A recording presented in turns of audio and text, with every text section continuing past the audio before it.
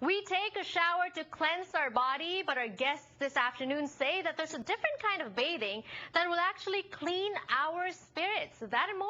Kababayan LA starts right now.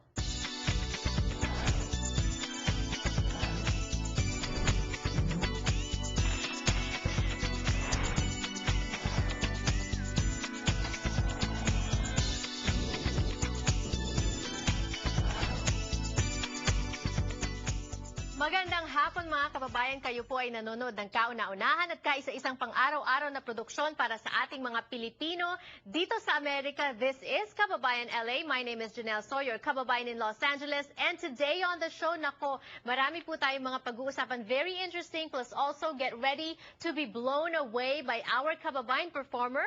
On Thursdays here on the program, we present different and new Kababayan performers on the show, giving them a stage for our Kababayans to show us their talent. And today we have an amazing singer. She's going to be singing for us, so stick around for that. But for now, we fell in love with them before, and so they are back on Kababayan LA, the Zodiac Girls. Hello and welcome to Kababayan LA once again, ladies. Thanks, Janelle. They specialize in psychic reading, forecasting, numerology. What else do you do? Past life regressions, hypnotherapy. And all that. Astrology. Yes, and all that. And they have a radio show. We're going to be giving you some information about that as well. But for today, we're going to be talking about cleansing. You know, spring in 2 weeks, 2 to 3 weeks. And so usually we clean the house, we clean our closet. But today, we're going to give you tips on how to clean also the inside. Why is it important to do what we call mystic cleansing?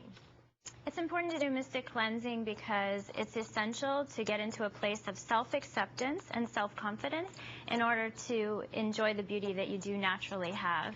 Do you have to believe in it in order for it to work? No, it will work regardless, but it's always good to believe in it as well because that will help it gain power. It's like with more thoughts, it will actually gain a stronger manifestation. However, if you don't believe in it, you can act as if you believe in it and get a similar result until you pretend until you actually do believe it. How does this relate to religion though? Because, you know, Filipino viewers, a lot of us are Christians, Catholics, and in some of those religions, they advise against what we're going to be talking about. That's a good point. Actually, if you're polytheistic, monotheistic, and atheist, agnostic of any religion or none at all of these exercises will work. They're natural and none of them are adverse to any kind of religious belief. Right, and it's nothing really that's harmful to you. Let's first start with mystic cleansing. It says here you need to clean bad aura. How often do you need to do this? Well, a lot of times, if you say you're in a negative environment, say you're with your family or you're in a crowded place and you're feeling like there's a lot of negativity in the air, I would always recommend to either take a bath or to light some sage, which is a very natural herb, and that does not change your consciousness. It doesn't get you high or anything. All right. But it will, because some people worry about it like as a drug, but it's actually just, it's a natural herb. Sage. It's not a drug. Okay.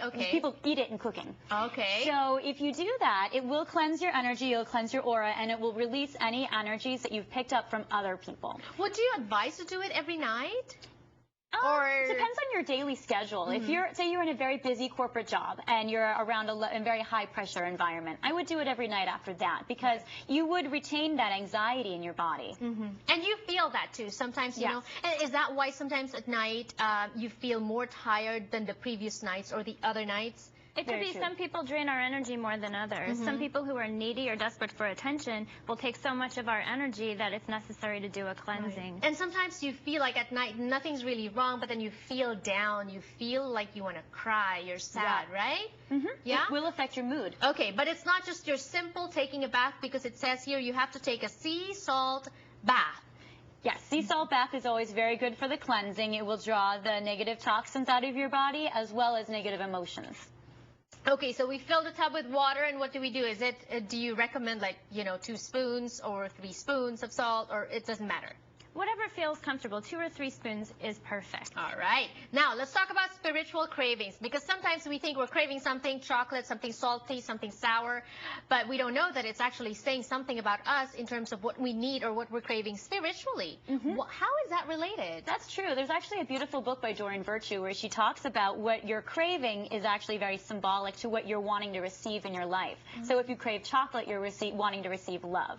Sugar is very proportionate to love, which is why people eat when they're lonely. Oh, okay. Anything else? It helps to do self-hypnosis for addictions and cravings, and you can do the self-hypnosis while you're taking a bath. Also, always to go with self-hypnosis, any 12-step program like OA is helpful. Right, because some people, you know, they crave sugar, but it's bad for them. Right. Of course, for us, when we diet, you know, we don't want to keep eating sugar, but we can't help it. We crave it. And so you're saying self-hypnosis, we can stop? Yes, self-hypnosis is very helpful because often the addiction for the sugar or addiction for anything is a desire for love to be manifested in one's life. Okay. So in order to help with self-love, you can imagine someone in front of you who loves you. Okay. And then picture yourself with your eyes closed, entering the body of that person who loves you and looking at yourself. Okay. See yourself from their point of view. Yeah, okay. Imagine the kind of compliments they would have for you, the thoughts they would have about unconditional love for you. So positive. And then? Positive. Okay. And then picture that becoming like a color and a light that enters your body. So if it's pink that you see, imagine the pink light of love coming out of the crown chakra of them, going into your body and filling your body with the light of pure love. And then when you enter your body again, you can feel that love. And anytime you think of that pink light, then you invoke the memory of that love the other person has for you. It gives you a perspective on yourself that you can't have. And you can do this, what, 2, 3 minutes, 5 minutes? How much time do you need for this? 2 minutes is enough. 2 minutes. Sometimes people have a hard time thinking positive thoughts about themselves because we can be very self-critical. So this helps for you to be able to see yourself through the eyes of your lover, through someone who sees you in a beautiful way. Right. So you can think positive about you. Interesting. You might want to try that, but you know what? We have more tips for you that you might want to try when we return on the show. Don't go away.